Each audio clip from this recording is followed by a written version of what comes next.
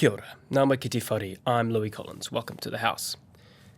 Parliament hosts all sorts of diplomatic conferences, meetings, seminars, workshops and soirees. Many attendees are government officials or MPs meeting with their overseas counterparts. This week, Parliament hosted 6 members of the European Union Parliament. The visit came under the banner of parliamentary diplomacy. Now, this is distinct from government-led foreign affairs, which you may be more familiar with. Interparliamentary relations gives the opportunity for diplomacy by not only high-ranking government MPs, but also the opposition and backbenchers. I chatted to the head of the EU Parliament delegation, Sean Kelly, who represents Ireland South in the European Parliament.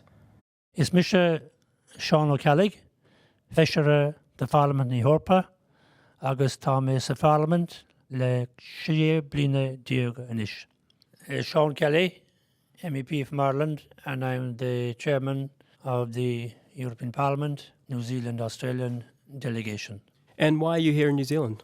We have reciprocal arrangements. They come to us 1 year, we come here next year. We have a dialogue with the members of Parliament, but also we try and see what's happening in society, the developments, and to learn and to take that back, and also, of course, to develop relationships, which are crucial.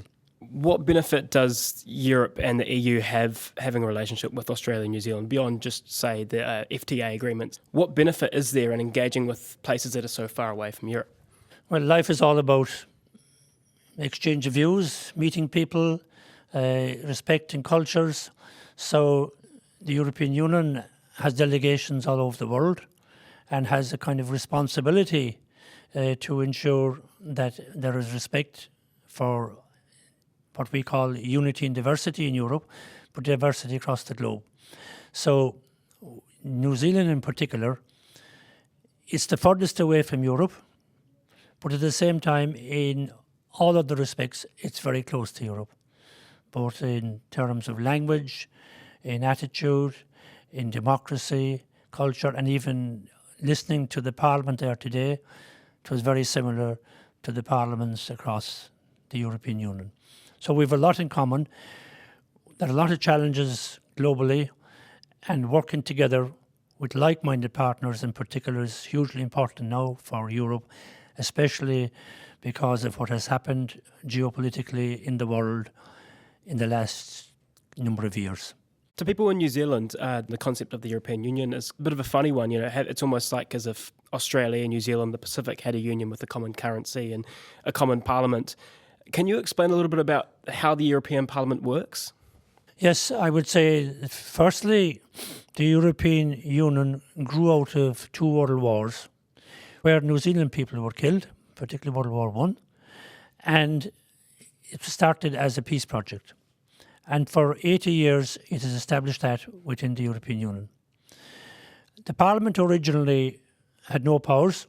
I think the former British Prime Minister referred to it as a Mickey Mouse Parliament. But over the years, with the Maastricht Treaty, the Lisbon Treaty, the European Parliament now has great powers. We're co-legislators. So any legislation that doesn't have the support of Parliament will not become law.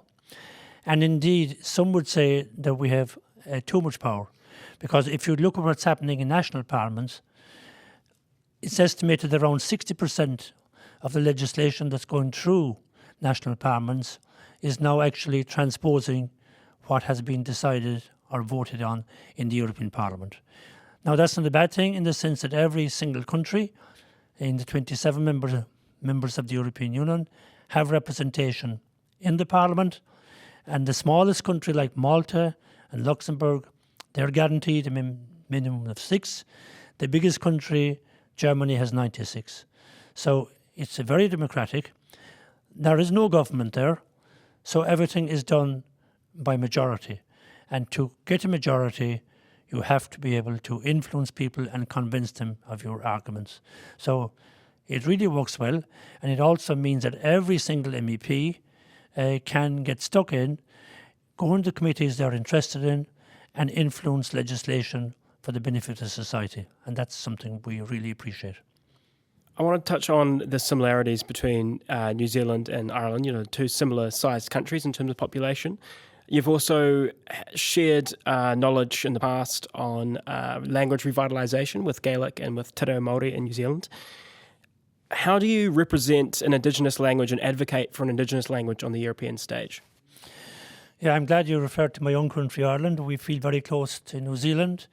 We weren't able to match them in rugby until recently, but now we've beaten them a couple of times, so that's good. But you're absolutely right. We have an awful lot in common.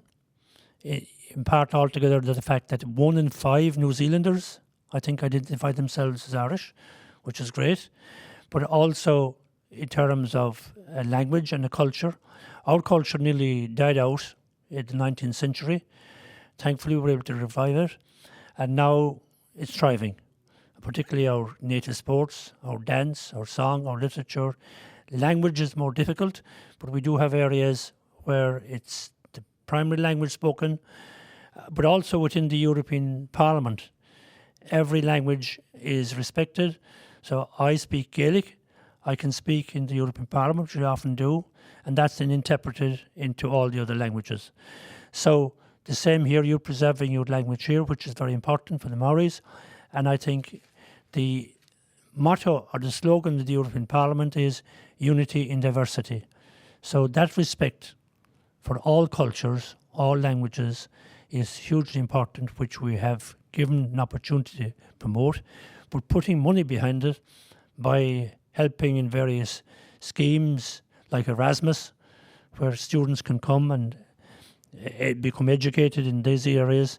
And then, of course, we have 200 plus Irish people employed in Brussels, either as interpreters or translating documents. Every single document is translated into the 23 official languages, and Irish became a working document or language just 2 years ago, and I put down the first ever amendment to a resolution in our native language.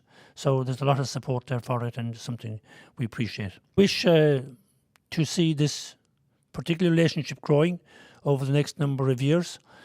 I wish for us to be able to influence the world, to keep peace and keep a level playing field right across, particularly here in this area. And above all, I'd like to see, as an Irish person, our relationship with the New Zealanders continuing, and I also hope to see Ireland beating New Zealand in the World Cup final someday. That was Sean Kelly, member of the European Parliament for Ireland South.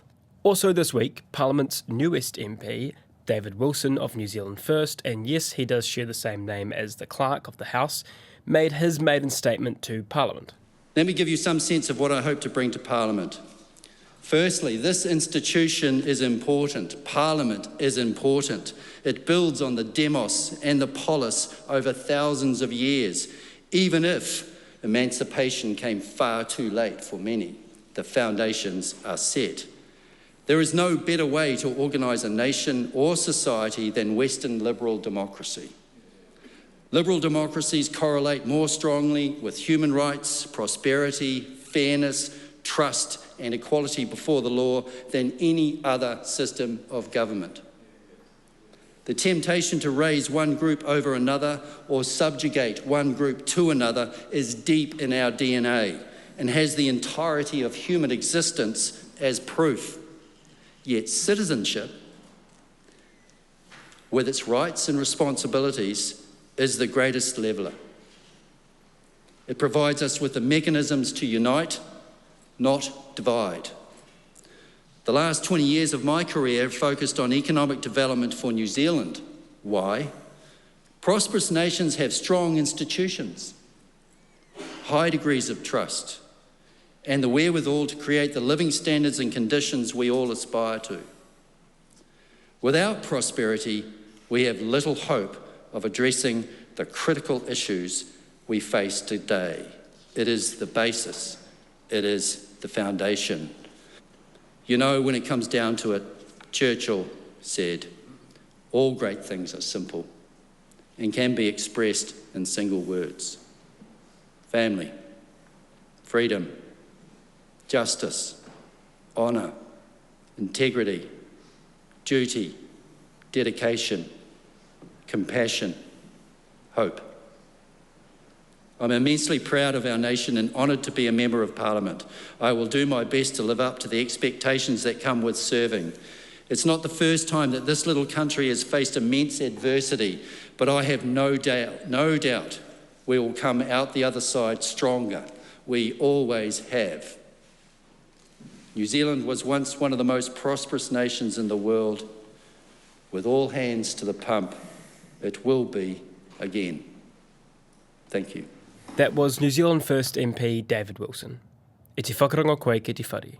You have been listening to The House, a program made with funding from Parliament's Office of the Clerk. Mā te wā.